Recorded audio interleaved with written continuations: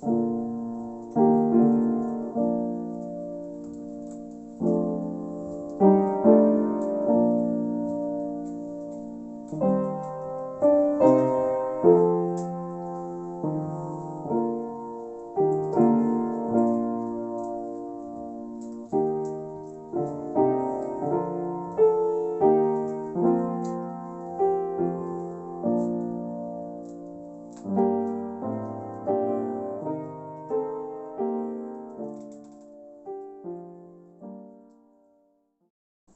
think it's on. Do you think it's working, Reverend Mark? It's not showing a light or anything. No, I think it might. I'll tell you what, hang on a sec. Yeah, I can see a big face. Yeah, it's working. It's working. Great, okay. Hello. Hi. And welcome. We hope you're enjoying your Christmas bags, and we thought we'd take the opportunity to just talk a little bit about Christmas, Reverend. So, Reverend Layla, you love Christmas. Do I, Reverend Mark? What gives you that idea? I don't know, something gave me the idea that you really, really love Christmas. Outrageous. So, do you know how many days to Christmas? Now, today is Thursday the 17th. Well, Thursday, Friday, Saturday, Sunday, Monday, Tuesday, Wednesday, Thursday, Friday. That's 8 sleeps till Christmas. It is 8 sleeps to Christmas. How exciting is that? That's very Only 8, exciting. and I know how much you really, really like Christmas, and you love singing Christmas carols. Oh, Would you like to sing a Christmas carol now? I'd love to sing a Christmas carol now. Which one would you like to sing? I think we should sing Silent Night. Are you ready? Okay. Silent Night! Yeah, but I think because it's silent night, it's a bit quieter. So would you do it a little bit quieter? Okay. Silent night, holy night. Oh, you're being really silent now, aren't you? Okay. So what would you like to say about Christmas? Well, I think the good news about Christmas is that because God came into the world as a tiny little baby and grew up among us as Jesus Christ, that means that God is with us at all times and in all places. So that means that when you go home for your Christmas holiday, God is always with you and your family. And just also, we always have to remember that Jesus was born because God loves us. And when Jesus grew up, he taught us that we need to love God and we need to love everybody else. And that's the wonderful message of Christmas, is God's love for all of us. So, if we don't see you at this Saturday down at St Mary's, Charminster's Experience Christmas, or at 3:30 on the same day, singing around the tree outside Charminster Church, Or if we don't see you at the crypt services on Christmas Eve at Charminster Church, and if we don't see you walking around the villages, see you next time!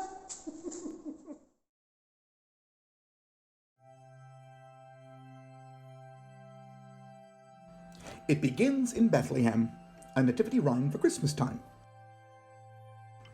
A woman called Mary was doing her chores when an angel arrived, but not through the doors.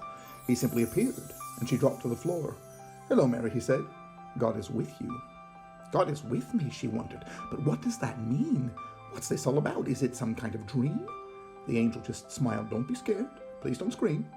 God is happy with you and will bless you. God knocks down the proud and lifts up the meek, and does mighty things for those who are weak, and blesses the ones whose service he seeks. So sing out his praise. He's amazing. You'll soon have a baby," the angel went on. "A quite special baby called Jesus, God's Son. The heir of King David, he'll sit on his throne, and his kingdom will last forever." "But how?" Mary asked. "I don't understand. I'm engaged to be wed, but he's not yet my man." "Trust God," said the angel. "He's got it all planned. His spirit will come upon you." All night Joseph tossed, all night Joseph turned. He just couldn't sleep. He'd only just learned that Mary was pregnant. What's more, she'd confirmed that the baby she bore was not his. "Joseph, don't worry. Joseph, don't weep. Lay down your head and go back to sleep. Mary's been faithful. Her love's strong and deep, and her baby is God's own son." He's the answer to all that the prophets have said. So keep your engagement, be glad, and be wed. And when Joseph woke up, that's just what he did. He took Mary to be his wife. 1 hump, 2 humps. The star watchers watched the stars go by, looking for secrets in the sky. And then they saw a special star away in the west, away off far. A king's been born, that's what it means, Judea way, or so it seems. They climbed aboard their camely beasts and set off west from their homes back east. 1 hump, 2 humps, lumpity lump. The star watchers went with a bump and a thump. 1 hump, 2 humps, lumpity lump.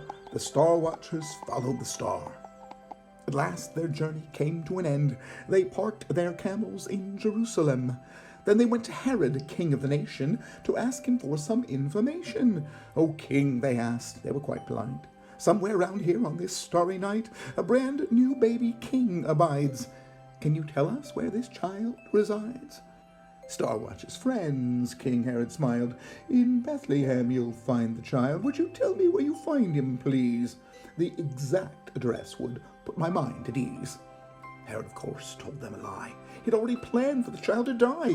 When he found the boy, that's what he'd do, so the Star Watchers left without a clue.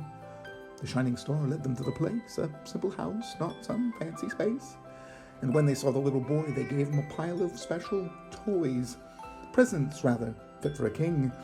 A bunch of shiny golden things, a spice called myrrh, a sort of perfume, while smelling frankincense filled the room. Then in the night, they had a dream that showed them Herod's evil scheme. So they never said where the boy's house lay, but went straight home by another way. 1 hump, 2 humps, lumpity lump. The Star Watchers went with a bump and a thump. 1 hump, 2 humps, lumpity lump. The Star Watchers followed the star. So what is the point of angels and shepherds and camels and stars, you say? Is it just a nice story to tell to the children to celebrate Christmas Day? It's not just a story. It's not just for kids. It's the hinge on which history swings. That Bethlehem baby grew into a man who challenged all powers and kings. He taught us that love is better than hate, that serving beats being in charge. He showed us the value of each human life, the little as well as the large.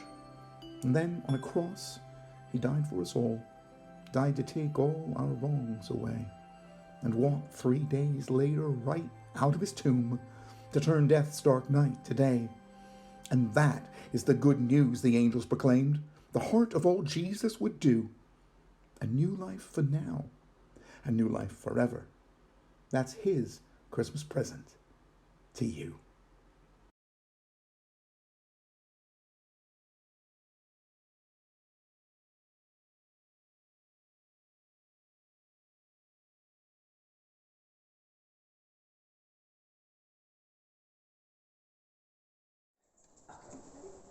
Now, do you want a joke or a quiz?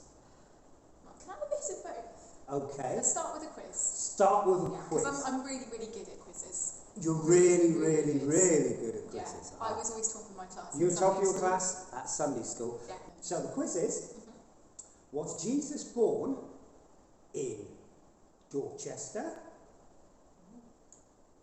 Charminster, Charlton Down, or Bethlehem? I think it was Bethlehem. Well done! See, top of the class, top of the class! So what happens to people if they eat too much tinsel? Oh. I don't know, everyone. What does happen to people when they eat too much tinsel? They get tinselitis! So that's really sad. Why? Why are you smiling? Because all those poor people with tinselitis at Christmas time, the best celebration of the year, and people like you go and make jokes about it. No, it's a joke. No, it's not a joke. No, it's a joke. No, it's not funny, No, Reverend Mark. it's a joke. Listen, what do people eat too much tinsel? What happens to them? Why is that a joke? You shouldn't be making fun of people with tinselitis. No, it's not a real disease.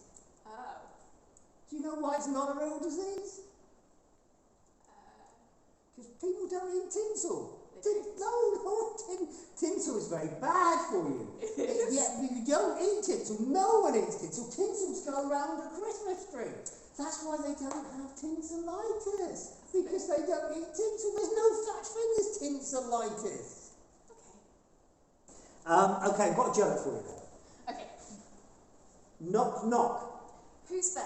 The interrupting sheep. The Bah! The interrupt. Bah! The interrupt. Bah! You're just being rude, Reverend Mark. The interrupt. Bah! It's not very polite. You're a vicar. You should know better. The interrupting. Bah! The interrupting. Bah! You're not letting me say it next time. No, but think about it. Knock, knock, knock. Who's there? The interrupting sheep. The interrupt. Bah! That's not very funny though. I think it's very funny. No, it's I've got not another very knock funny. knock joke. Do you want another knock knock joke? Well, maybe. Knock knock. Who's there? The interrupting cow.